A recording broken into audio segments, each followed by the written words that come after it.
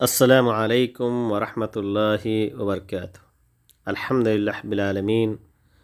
والعاقبۃ للمتقین والصلاة والسلام علی اشرف الانبیاء والمرسلین نبینا محمد وعلی آلہ وصحبہ اجمعین ومن تبعہم بإحسان الی یوم الدین، اما بعد۔ آج توحید کا 7واں درس ہے، جس کا عنوان ہے آخرت کے دن پر ایمان۔ یہ ایمان کا 5واں رکن ہے۔ پچھلے سبق میں بھی اور اس سے پہلے بتلایا گیا کہ ایمان کے 6 ارکان ہیں: اللہ پر ایمان، تمام فرشتوں پر ایمان، تمام آسمانی کتابوں پر ایمان، تمام رسولوں پر ایمان، جس کا ذکر پچھلے سبق میں کیا گیا تھا، اور 5واں آخرت کے دن کے اوپر ایمان، اور 6واں اچھی اور بری تقدیر کے اوپر ایمان۔ آج کا جو موضوع ہے آخرت کے دن کے اوپر ایمان، یہ بہت ہی وسیع موضوع ہے۔ اس کے اندر بے شمار چیزیں شامل ہیں۔ اللہ تعالیٰ نے قرآن مجید کے اندر کثرت سے اس کا تذکرہ کیا ہے، بلکہ جنہوں نے قرآنی آیات کا احصاء کیا ہے، جنہوں نے اس کو جمع کیا ہے، ان کے کہنے کے مطابق قرآن میں تقریباً 1/3 آیتیں ایسی ہیں جس کا تعلق آخرت کے دن کے اوپر ایمان کے بارے میں ہے۔ آئیے دیکھتے ہیں کہ یوم آخرت پر ایمان کا مطلب کیا ہے، اس کا مفہوم کیا ہے۔ میں نے یہاں پوائنٹ کی شکل میں جمع کرنے کی کوشش کیا ہے، چنانچہ میں نے یہاں پر لکھا ہے کہ یوم آخرت پر ایمان کا مفہوم یہ ہے کہ اللہ اور اس کے رسول صلی اللہ علیہ وسلم نے مرنے کے بعد جن واقع ہونے والی چیزوں کے بارے میں خبر دی ہے، ان پر پختہ یقین رکھنا۔ مثلاً کون سی چیزیں ہیں وہ؟ قبر کی آزمائش، اس کا عذاب یا ان میں حاصل ہونے والی نعمتیں، بروز قیامت دوبارہ اٹھائے جانے کے بعد میدان محشر میں جمع ہونا، دائیں یا بائیں ہاتھ میں نام اعمال کا ملنا، حساب و کتاب کے لیے عدل و انصاف کا ترازو قائم ہونا، ان ترازوؤں پر بندوں کے اعمال کا تولا جانا، حوض کوثر سے سیراب ہونا، اور وہاں نبی کریم صلی اللہ علیہ وسلم سے ملاقات کا ہونا، پل صراط سے ہر نیک و بد شخص کا گزرنا، شفاعت کا ہونا، جنت و جہنم کا پایا جانا، اہل جنت کے لیے جنت کی نعمتیں اور جہنمیوں کے لیے دردناک عذاب کا ہونا، غرض کی ان تمام چیزوں پر یقین کامل رکھنا جس کا بھی تعلق آخرت کے دن سے ہے، بلکہ میں نے یہاں پر لکھا ہے کہ بلکہ اس میں قیامت کے وقوع سے قبل ظہور پذیر ہونے والی نشانیوں پر ایمان رکھنا بھی شامل ہے۔ تو بہت ہی وسیع مفہوم ہے آخرت کے دن کے اوپر ایمان کا۔ میں نے سرسری طور پر یہاں پر پوائنٹ کی شکل میں جمع کرنے کی کوشش کیا ہے، اور الحمدللہ ہم اس تعلق سے خطبہ جمعہ کے اندر اور مختلف دروس، مختلف محاضرات اور مختلف دینی پروگرام کے اندر ہم بہت ساری چیزیں سننے کو پاتے بھی رہتے ہیں اور سنتے ہیں الحمدللہ آخرت کے دن کے تعلق سے۔ آخرت کے دن کو آخرت کا دن کیوں کہا جاتا ہے؟ میں نے یہاں لکھا ہے کہ یوم آخرت سے مراد قیامت کا دن ہے، اور چونکہ یہ آخری دن ہوگا، بہت ہی عظیم دن ہوگا، بہت بڑا دن ہوگا، جس کا ذکر اللہ تعالیٰ نے قرآن مجید کے اندر جسے کئی ناموں سے تعبیر بھی کیا ہے، یہ آخری دن ہوگا، اس لیے یوم آخرت کہتے ہیں۔ اس کے بعد جنتی جنت و جہنمی جہنم میں داخل کر دیے جائیں گے۔ اللہ تعالیٰ ہم سب کو جنت الفردوس میں جگہ نصیب فرمائے۔ تو یہ بہت عظیم دن ہوگا، اور کس طریقے سے اللہ رب العالمین نے اس دن کے تعلق سے قرآنی آیات نازل کیا ہے، اگر آدمی اس کو پڑھے تو اس کے رونگٹے کھڑے ہو جاتے ہیں۔ اس کے بعد میں نے پوائنٹ کی شکل میں لکھا ہے کہ یوم آخرت پر اگر دیکھا جائے تو ایمان 3 بنیادی چیزوں کو شامل ہے تو بہت ساری چیزیں، لیکن 3 مین ایسے پارٹس ہیں آخرت دن کے اوپر ایمان کے، جس کا خصوصی طور پر تذکرہ کرنا ضروری ہے۔ سب سے پہلی چیز کیا ہے؟ سب سے پہلی چیز یہ ہے کہ البعث بعد الموت، مرنے کے بعد دوبارہ زندہ کیا جانا۔ اس کا وقوع اس وقت ہوگا جب دوسری سور پھونک دی جائے گی، اور اپنی اپنی قبروں سے نکل کر کے لوگ ننگے پیر، ننگے بدن، مادرزاد ننگے یعنی، اور بغیر ختنہ کیے ہوئے میدان محشر کی طرف بھگائے جائیں گے، اور وہاں پر حساب و کتاب کے لیے اکٹھا کیے جائیں گے۔ اللہ تعالیٰ نے بعث بعد الموت کا کثرت سے قرآن مجید کے اندر ذکر کیا، اور اس کی وجہ یہ ہے کہ دنیا کے اکثر نان مسلم، چاہے وہ کسی بھی مذہب، کسی بھی دھرم سے تعلق رکھنے والے ہوں، انہوں نے آخرت کے دن کا انکار کیا ہے، بعث بعد الموت کا انکار کیا ہے، یعنی دوبارہ وہ اٹھائے نہیں جائیں گے۔ اللہ رب العالمین نے یہی وجہ کہ اس کی تاکید بہت ساری آیتوں میں کیا ہے۔ انہی آیتوں میں سے سورۃ الانبیاء کی آیت ہے، 104 نمبر آیت، اللہ تعالیٰ کہتا ہے اعوذ باللہ من الشیطان الرجیم کما بدأنا اول خلق نعیدہ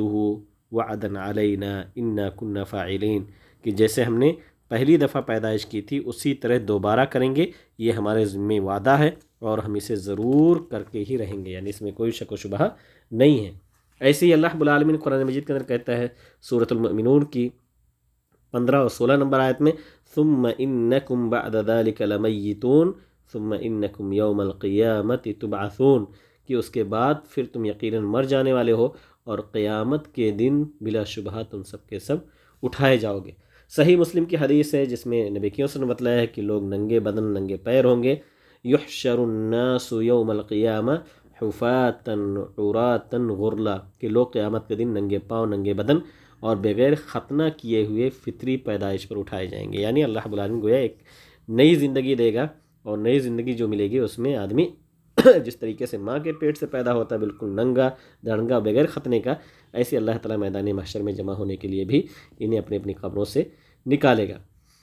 قرآن مجید کے سورۃ المؤمنون میں بھی اللہ تعالیٰ کہتا ہے 115 نمبر آیت میں افحسبتم انما خلقناکم عبثا وانکم الینا لا ترجعون، کیا تم نے یہ گمان کر رکھا ہے کہ تم یوں ہی بیکار پیدا کیے گئے ہو، یعنی ہم نے تمہیں بیکار پیدا کیا، کوئی مقصد نہیں ہے، وانکم الینا لا ترجعون، اور تم نے یہ گمان کر رکھا کہ تم ہماری طرف لوٹائے نہیں جاؤ گے، یعنی اللہ تعالیٰ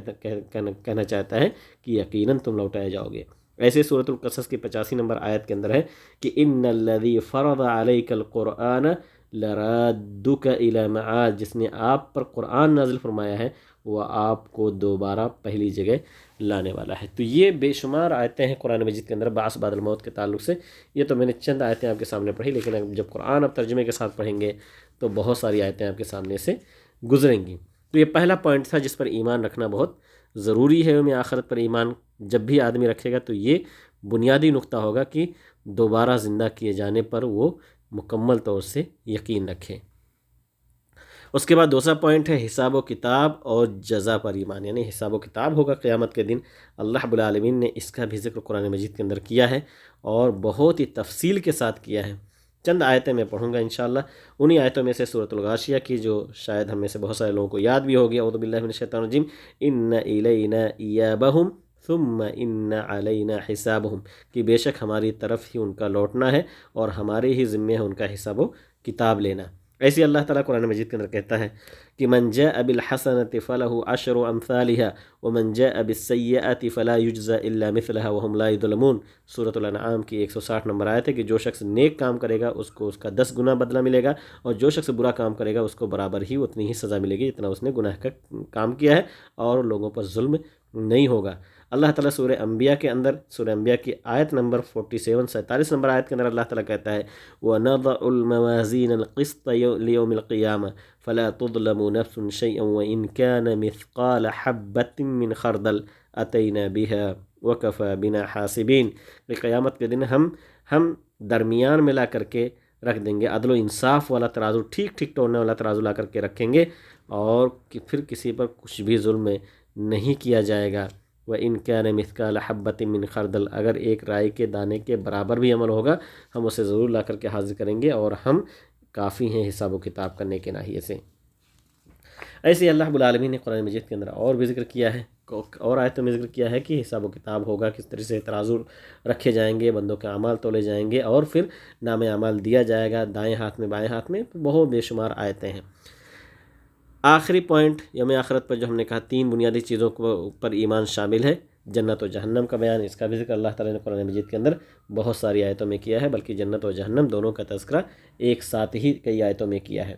چنانچہ جنت یہ نیک لوگوں کا ٹھکانہ ہوگا اور جہنم برے لوگوں کا۔ اللہ تعالیٰ نے ذکر کیا قرآن مجید کے اندر ان الذین، سورۃ البینہ ہے، ان الذین آمنوا وعملوا الصالحات اولئک هم خیر البریہ جزاؤہم عند ربہم جنات عدن تجری من تحتها الانہار خالدین فیہا ابدا رضی اللہ عنہم ورضوا عنہ ذلک لمن خشی ربہ، جو لوگ ایمان لائے اور نیک عمل کیا یہی بہترین لوگ ہیں، ان کا بدلہ ان کے رب کے پاس ہمیشہ رہنے والی جنتیں ہیں جس کے نیچے نہریں بہیں گی، جس میں ہمیشہ ہمیشہ رہیں گے۔ اللہ تعالیٰ ان سے راضی ہوا، اور یہ اللہ تعالیٰ سے راضی ہوئے یہ ہے اس کے لیے جو اپنے پروردگار سے ڈرے۔ اور جہنمیوں کے بارے میں اللہ تعالیٰ نے قرآن میں ذکر کیا کہ وَاتَّقُوا النَّارَ الَّتِي أُعِدَّتْ لِلْكَافِرِينَ، اس آگ سے ڈرو جو کافروں کے لیے تیار کی گئی ہے۔ ایسے ہی اللہ رب العالمین یہ سورہ آل عمران کی آیت 131 نمبر آیت۔ سورہ الکہف کے اندر بھی اللہ تعالیٰ نے ذکر کیا ہے 29 نمبر آیت میں کہ ان اعتدنا للظالمین نارا احاط بهم سرادقها وان يستغيثوا يغاثوا بماء كالمهل يشوي الوجوه بئس الشراب وساءت مرتفقا۔ ظالموں کے لیے ہم نے وہ آگ تیار کر رکھی ہے جس کی قناتیں، جس کی دیواریں جو ہے انہیں گھیر لیں گی۔ اگر وہ فریاد رسی چاہیں گے یعنی مدد طلب کریں گے تو ان کی فریاد رسی اس پانی سے کی جائے گی جو تیل کی تلچھٹ جیسا ہوگا، جو چہرے کو جلا دے گا، بھون دے گا۔ بڑا برا پانی ہے اور بڑی بری آرام گاہ ہے، یعنی جو جہنم کی شکل میں ہے۔ تو یہ اللہ رب العالمین نے ان کے لیے جہنم تیار کر رکھا ہے جو اللہ تعالیٰ کے ساتھ شرک اور کفر کرتے ہیں اور نافرمانی کرتے ہیں۔ اللہ تعالیٰ سے ہم دعا کریں گے کہ اللہ رب العالمین ہمیں جنت نصیب فرمائے اور جنت کی جو نعمتیں اللہ تعالیٰ نے تیار کر رکھی ہیں وہ بھی ہمیں عطا فرمائے۔ اس کے بعد آخر میں ہم نے لکھا ہے کہ یوم آخرت پر ایمان کے فوائد اور ثمرات کیا ہے۔ ظاہر سی بات ہے ایمان پر